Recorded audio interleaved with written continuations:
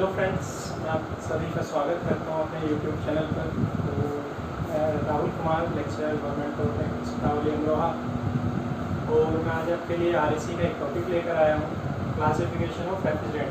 इस टॉपिक के बाद नेक्स्ट लेक्चर में हम लोग डेजिग्नेशन ऑफ रेफ्रिजरेंट भी स्टडी करेंगे। तो फर्स्ट सबसे पहले हम स्टडी करते हैं क्लासिफिकेशन ऑफ रेफ्रिजरेंट।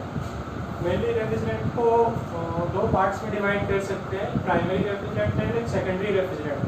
तो बेसिकली प्राइमरी रेफ्रिजरेंट और सेकेंडरी रेफ्रिजरेंट में डिफरेंस क्या है, सबसे पहली चीज़ तो यही जान लेते हैं। तो सबसे पहली चीज़ जान लेते हैं रेफ्रिजरेंट का फंक्शन क्या होता है। तो रेफ्रिजरेंट का फंक्शन, जैसा कि ये स्टार्टिंग पॉइंट नहीं है आपका इस सब्जेक्ट का, तो स्टार्टिंग में ही इंट्रोड्यूस किया जाता है व्हाट इज़ रेफ्रिजरेंट। मैं फिर भी उसको एक्सप्लेन कर देता हूँ। रेफ्रिजरेंट का फंक्शन मेनली क्या होता है, हमारा कोई भी रेफ्रिजरेशन साइकिल या रेफ्रिजरेशन सिस्टम होता है, तो उसमें हमारा रेफ्रिजरेंट क्या करता है, रेफ्रिजरेंट फ्लो कर रहा होता है उस साइकिल में, और रेफ्रिजरेंट हीट हमारा एक्सट्रैक्ट करता है जिस भी स्पेस को हमें जिसका टेम्परेचर सराउंडिंग टेम्परेचर से लेस मेंटेन करना होता है, हमें वहाँ से हीट एक्सट्रैक्ट करता है, और उस हीट को हमारा रेफ्रिजरेंट क्या करता है, एटमॉस्फेयर में जाके उसको रिजेक्ट कर देता है या सराउंडिंग्स में रिजेक्ट करता है। मेनली रेफ्रिजरेंट का यही फंक्शन होता है। यहाँ पर हमारे मैंने बताया जैसे कि दो टाइप के रेफ्रिजरेंट हैं, primary refrigerant and secondary refrigerant.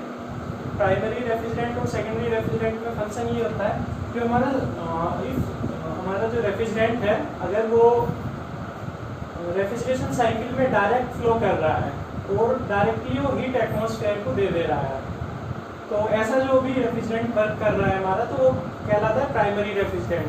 और सेकेंडरी रेफ्रिजरेंट जो होता है उसमें क्या होता है, ये रेफ्रिजरेंट डायरेक्ट हमारा वर्क नहीं कर रहा होता है, मीन्स इसके साथ इसको एक और रेफ्रिजरेंट चाहिए होता है। सेकेंडरी रेफ्रिजरेंट को एक और रेफ्रिजरेंट चाहिए होता है, यानी कि पहले ये रेफ्रिजरेंट जो हमारा सेकेंडरी रेफ्रिजरेंट है, ये खुद किसी दूसरे रेफ्रिजरेंट के थ्रू कूल होता है, उसके बाद ये जाता है रेफ्रिजरेशन साइकिल या रेफ्रिजरेशन सिस्टम में, वहाँ से हीट एक्सट्रैक्ट करके फिर उसको रिजेक्ट करता है।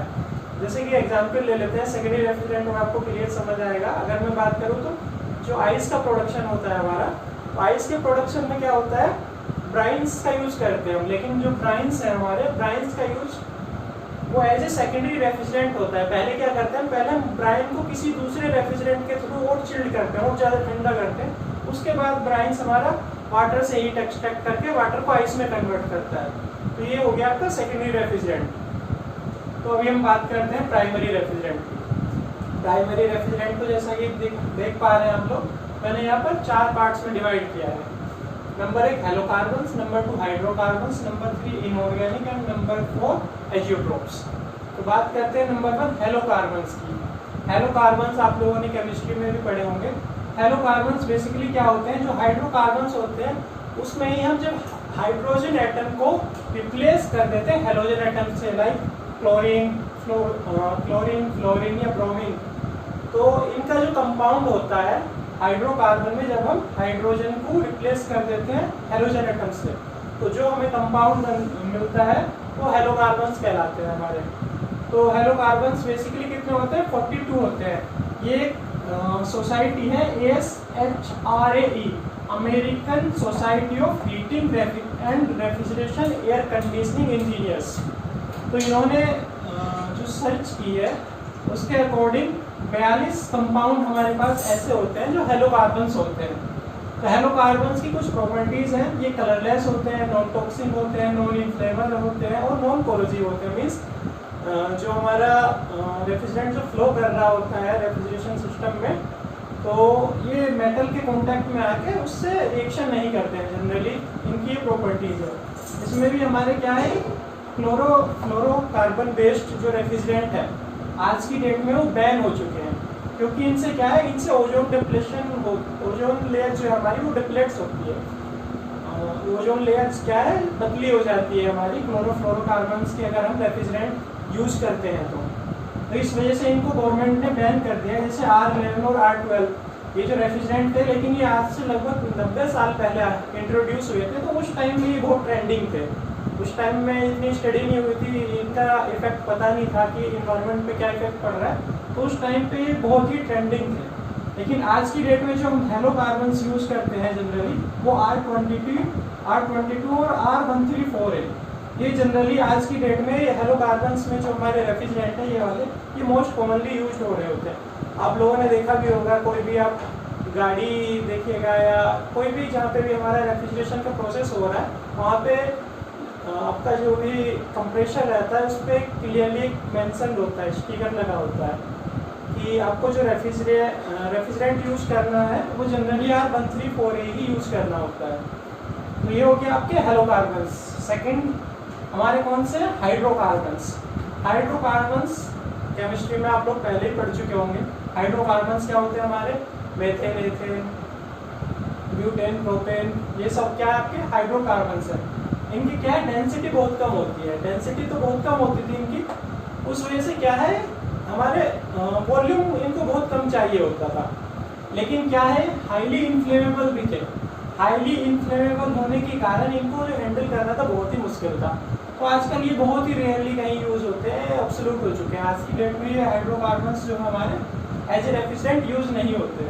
नंबर थर्ड जो हमारा इनऑर्गेनिक रेफ्रिजरेंट्स होते हैं। इनऑर्गेनिक रेफ्रिजरेंट जब तक हमारे हेलोकार्बन से इंट्रोड्यूस नहीं हुए थे, तो इनऑर्गेनिक रेफ्रिजरेंट जो नेचुरल रेफ्रिजरेंट भी जिनको कहते थे, जो हमें इजीली मिल जाते थे, इजीली अवेलेबल थे, जैसे कि ammonia, water, carbon dioxide, sulphur oxide और एयर। ये जो रेफ्रिजरेंट हमारे यूज होते थे, ये कौन से रेफ्रिजरेंट थे आपके, इनऑर्गेनिक रेफ्रिजरेंट।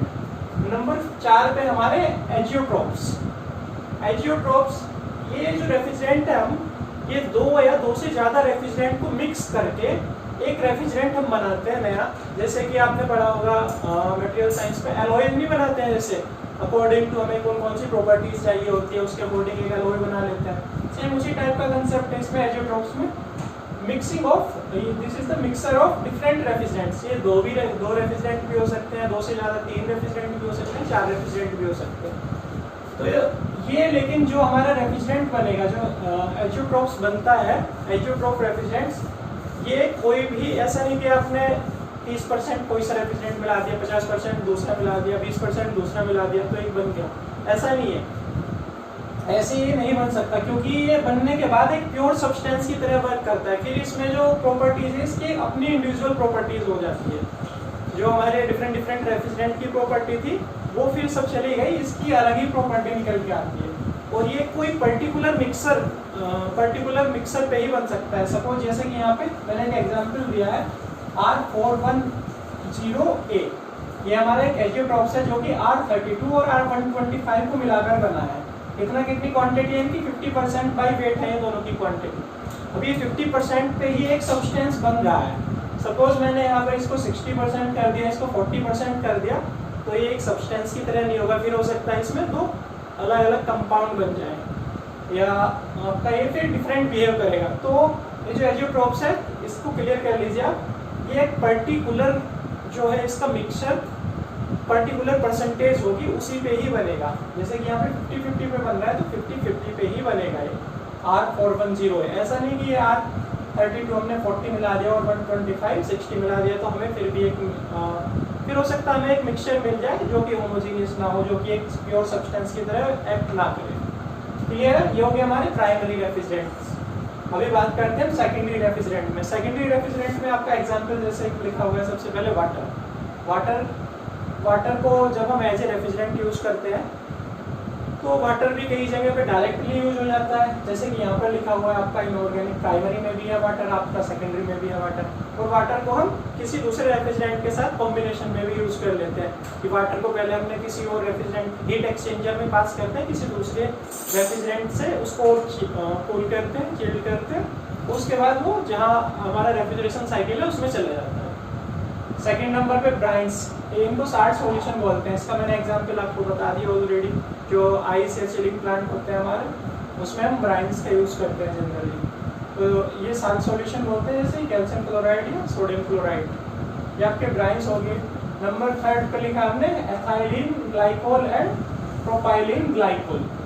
एथाइलिन ग्लाइकोल या प्रोपाइलिन ग्लाइकोल का यूज हम वहाँ पे करते हैं जहाँ पे हमें फ्रीजिंग पॉइंट को डाउन करना हो।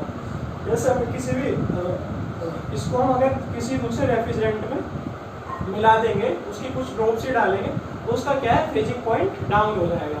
अगर हमें ऐसी किसी भी रेफ्रिजरेंट का फ्रीजिंग पॉइंट लो चाहिए तो उसमें हम क्या करेंगे, ये इनमें से कुछ भी मिला देंगे। फोर्थ नंबर पे लिखा है आपका हेलो कार्बन। हेलो कार्बन से आप फिर से कहेंगे कि हेलो कार्बन से यहाँ पे भी आ गया और हेलो कार्बन से यहाँ पे भी आ गया, लेकिन ये क्या है, हेलो कार्बन R11 R12 यहाँ पे मैंने एग्जाम्पल दिया।